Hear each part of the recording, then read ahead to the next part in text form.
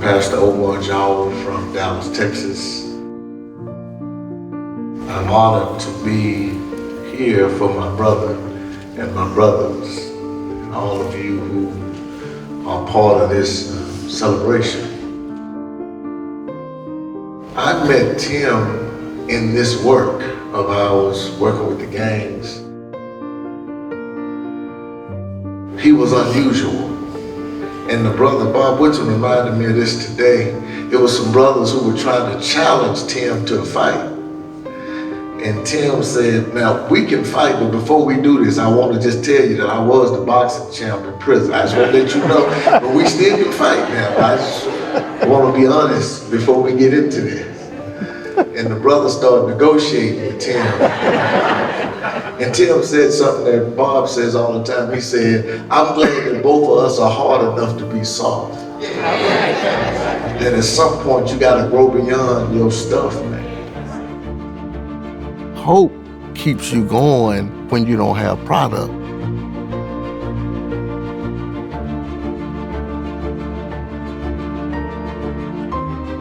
See, it's nothing like being hopeful that you can make it, man. That somebody's with me.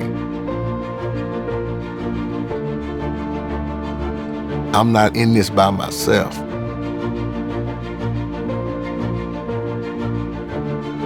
That gives you the ability to go places that you never thought you could go.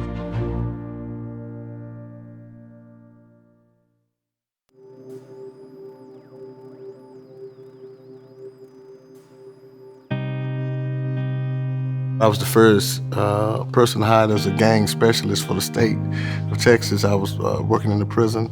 It was at the height of the gang conflict. My job was to figure out resocialization solutions to get them to agree to peace.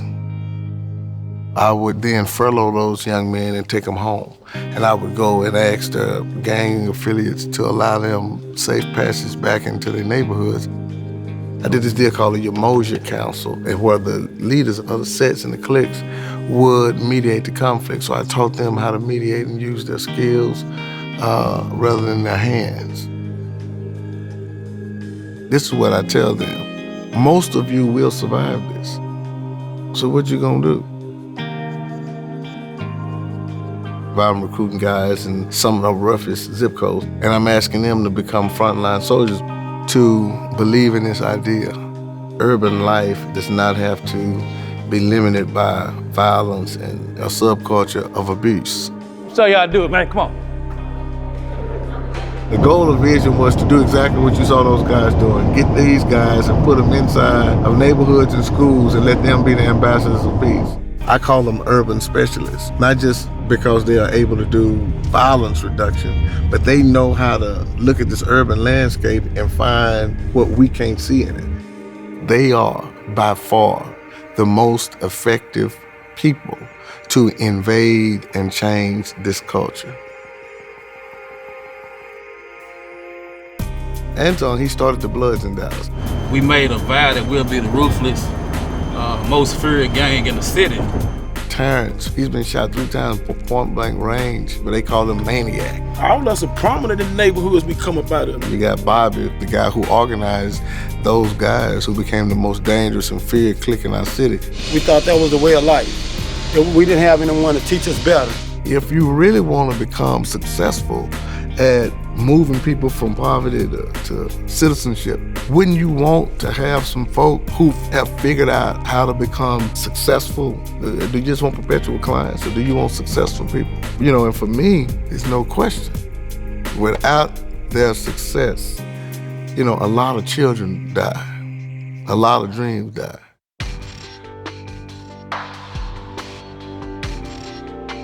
In Pleasant Grove, there are more deaths in that zip code than in Iraq during the war. A lot of kids coming up in single-parent homes, especially young men, they don't have that authority figure. Got hold of weapons at a young age. We in the hood. It's just a free-for-all that has said individual survival. Most of these children suppress their gifts because they have to play a role to fit in this culture. They turn to the streets, they turn to the drug dealer for a role model. So in the process of living up to this, you gotta go to prison, or or you gotta get killed. You gonna either be down with us or we gonna beat you up. And so that kid has to transform and be somebody else just to survive. Well, the pressure for a child who wakes up and says, this is my reality. They got 1 foot in and 1 foot out, and they're about to go the wrong way. It really is difficult for you to become a positive, vibrant, resilient person. Because this environment snatches it from them so quick. So someone comes and say, hey man, you need to smile. They say, for what? There's life owls down to a grind, man. And it's a hell of a grind to live in that neighborhood, live in that institution, live in that environment without anybody giving you hope. That is very hurtful. That's why you gotta have people who remind those in this trap that it's not permanent and that you have the ability to get out.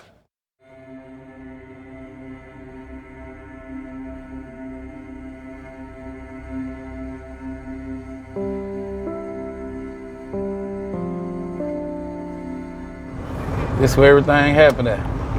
This Fraser Court.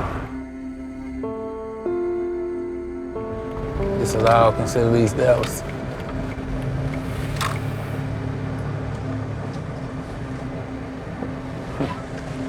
No? Yeah, Noah.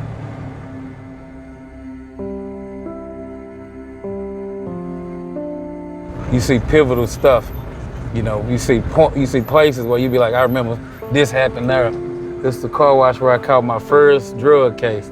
The drug dealers used to let us wash their cars, and then we graduated to standing out at the end of this street and being the watch out for the police. And then we actually graduated to being the sellers. I was born in Fraser Court Projects, better known as East Dallas, to a single mother. My father was sentenced to 50 years in prison when I was 9 months. I got a whooping with a stitching cord one time. It was bad. I mean, it was so bad that I couldn't go to school the next day. It was so bad that my cousin had to come in and kind of remind me that my mother loved me.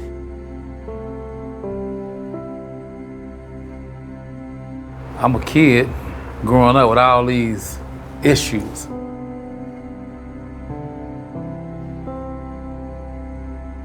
No role models, no people to look up to. I got busy. I really applied myself in my earlier years. I became a straight A student. The school wanted to move me up a couple of grades because I was so smart. My mother doing the best she could with what she had on food stamps. My grandparents were pretty much my primary caretakers, instilled a lot in me, but it didn't matter. And as much as I wanted to apply myself to be focused and to be worried about school, I had to become a certain person.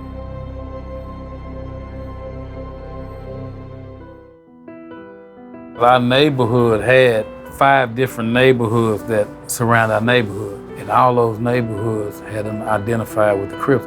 We would fight these guys for just no reason. And so one day, I got pissed off, you know, and I said, you know what? We're gonna be Bloods. It was a crazy decision to make, you know, because everybody was wearing blue. And I want the baddest, I want the toughest, I want the meanest. I was just more calculated. I was a dude that can say, let's do this, this, this, this, and it's gonna equal this. We were actually doing these things like we didn't think that we were gonna get killed. It never crossed our mind.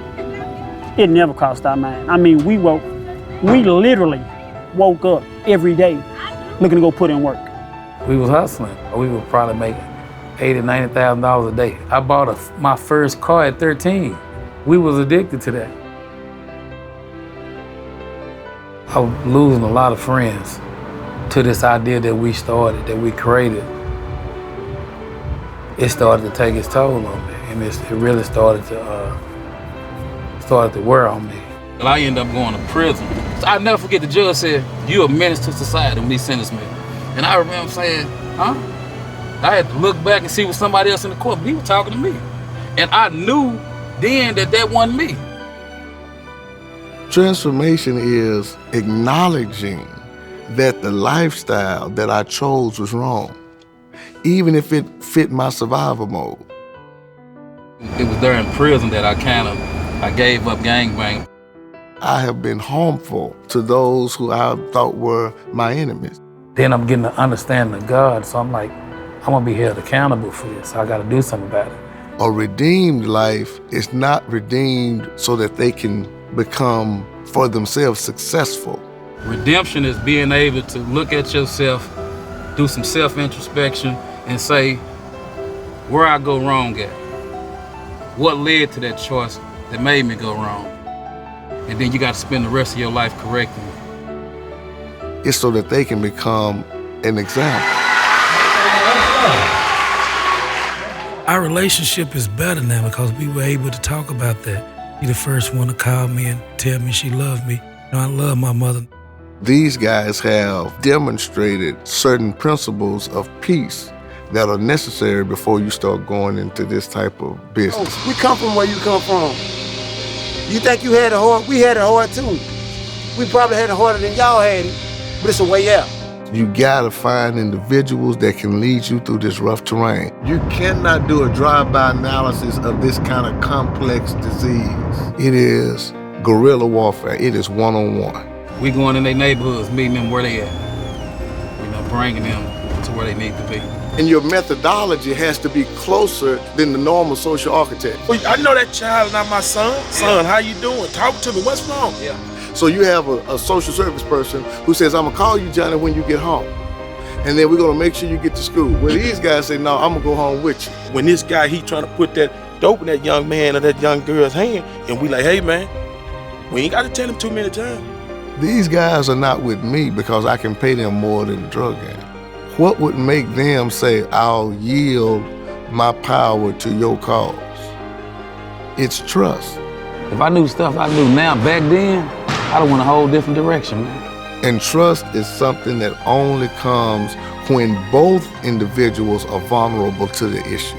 I want to be that boy from the hood. Everybody like, well, he used to do this, he used to smoke, he used to do Right. this. Now look where he at. He got his own company, he got Right. his own business, take care of his family. I gotta convince them that there's more redeeming value in giving something to somebody who absolutely can give nothing to you. And I told them, if you give me a shot, I can at least introduce you to the public with a new identity. Right now, you are feared, and right now, you are loathed. Right now, you are dismissed. And I believe you got a chance to become a hero. Mic check 1 2 1 2. You know what you're doing, Bruce?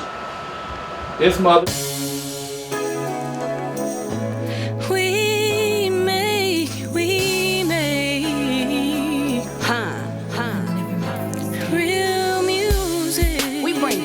To the city. The ones that don't understand be the ones that go against it. We breathing life in your system. Go against the shooting contender just Sunday dinner. We make real music. Our tenets was love and loyalty. It's a lot of hopeless people in poverty-ridden neighborhoods. And we connected first on a need to re-love each other. Never give up. We feed and fellowship with the homeless.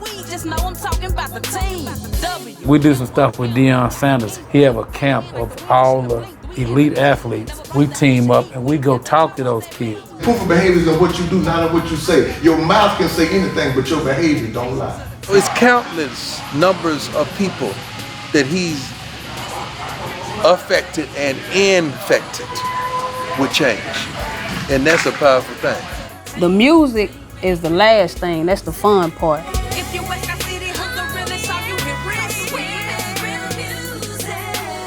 We believe that we is in no shape, form, or fashion disillusioned that the hip-hop culture and what it produces and the message that it sends is non-conducive to our kids. They play music that's molesting our kids' minds. It only talk about the glamorization, the degradation of women. You cannot be surprised when we have the highest teen pregnancy rate, when most of our kids are going to prison. And so for We Make Real Music, it's more so about providing an alternative message to the common culture that tell kids the consequences of actions, the pain of actions. This culture needs that. It needs a voice that can identify with the people to say, look, we got this wrong.